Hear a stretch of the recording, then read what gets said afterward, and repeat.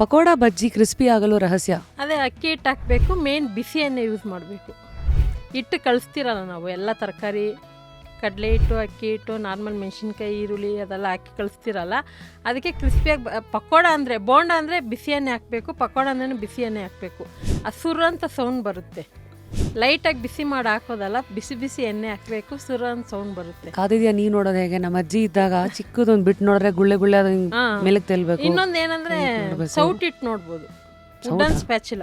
ಹೆಂಗೆ ಅದಿಟ್ಟು ನೋಡಿದ್ರೆ ಅವಾಗ ಬರುತ್ತೆ ಗುಳ್ಳೆ ತರ, ನೀವು ಹೇಳಿದ್ರಲ್ಲ ತರ. ಅದೇನಾ? ಇನ್ನೊಂದು ಹಳೆ ಕಲ್ಲುಪ್ಪು ಹಾಕ್ಬೋದು. ಕಲ್ಲುಪ್ಪು ಏನಕ್ಕೆ ಹಾಕ್ತೀರಂದ್ರೆ ಎಣ್ಣೆ ಜಾಸ್ತಿ ಹೀರ್ಕೋಬಾರ್ದಂದ್ರೆ ಕಲ್ಲುಪ್ಪು ಯೂಸ್ ಮಾಡ್ಬೋದು ಎಣ್ಣೆಗ.